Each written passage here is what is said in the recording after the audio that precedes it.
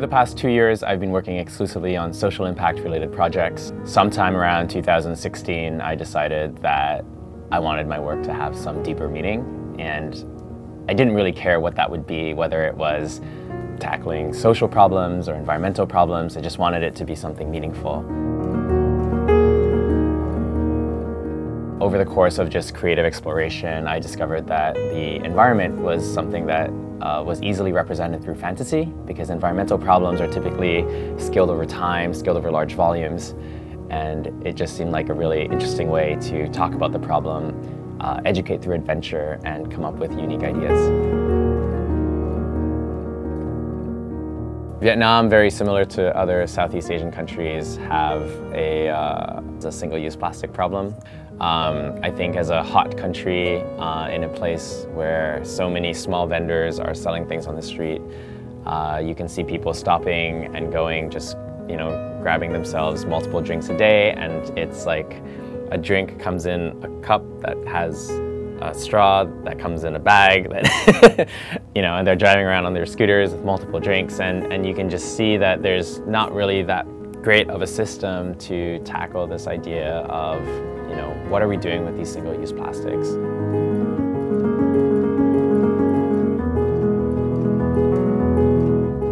On the flip side, you see that, you know, all these tiny little alleyways are all kept really clean. Like, people do care about their environment and they make sure to keep their areas clean, and there's a certain amount of pride and joy that comes into that. But for them, I think clean just involves like sweeping it into the water, and then the rivers carry the trash away, and that just goes away somewhere. But that away actually is part of the whole environment that we live in. And so I guess the sad thing is that all this trash that is being washed away is actually being eaten by all the, you know, plankton that produces oxygen. It's being eaten by fish that then we eat. And so it's sort of coming back around.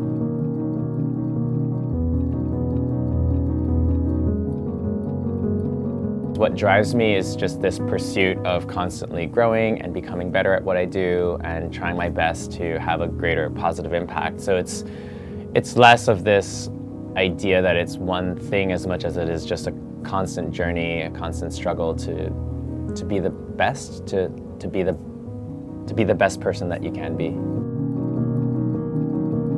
Julia from Zero Waste Saigon is the reason that I'm here in Vietnam. She called me out of nowhere just to say that she loved my work and really wanted me to come and do a project with her.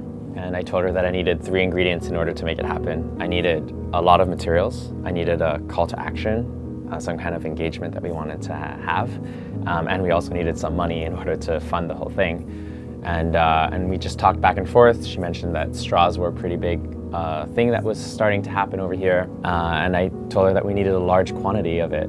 Something like 100,000 straws. And she said, oh, 100,000, no problem, let me collect that for you. And so it was really this amazing community of both companies and grassroots organizations coming together in order to collect them. And even though I only asked for 100,000 straws, they collected a grand total of 177,000 straws that we counted by weight. Ended up using almost all of them for the installation.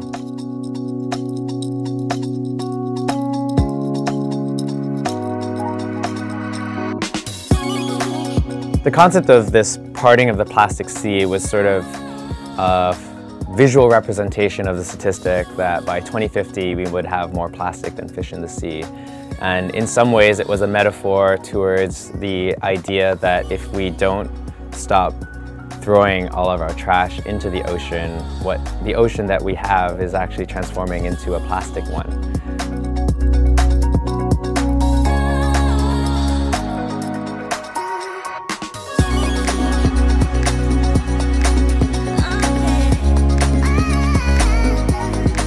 And it's not that straws are the problem or even the biggest problem, but they're the easiest place to start.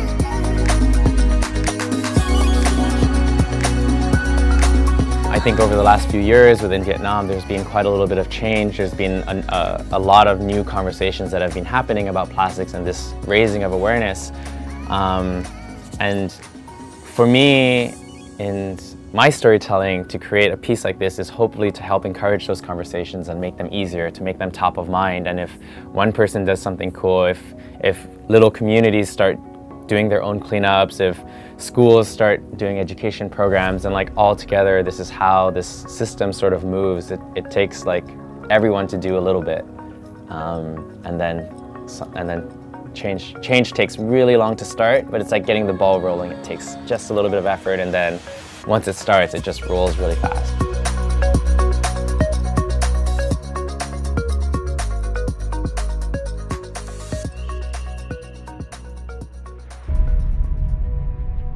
Every single person that has a phone, that has a social media account, is an influencer, right? Everyone can influence 3 or 4 of their closest friends around them.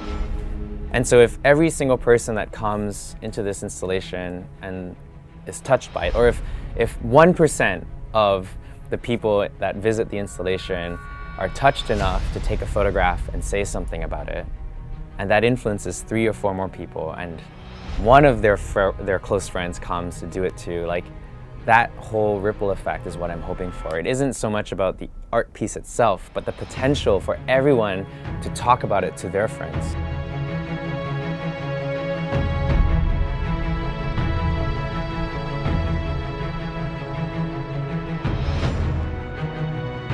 At the end of the day, we can only control what we do. And so you can go through life feeling like the world's going to end, so why bother doing anything about it? Or you can be like, the world's going to end, but I'm still going to do my best anyways to make the world a better place. Because actually, if everyone thought that way, then that's how progress happens.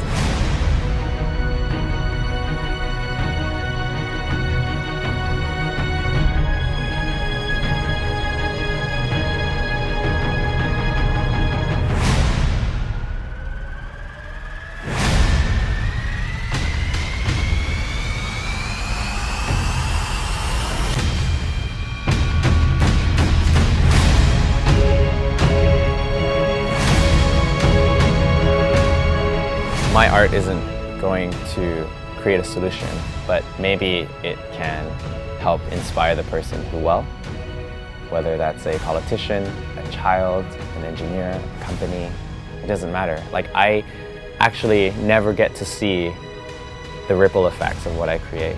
Like, I don't know what happens next, but all I can do is try to create that as big of a splash as I can, and maybe it'll ripple out to the right person.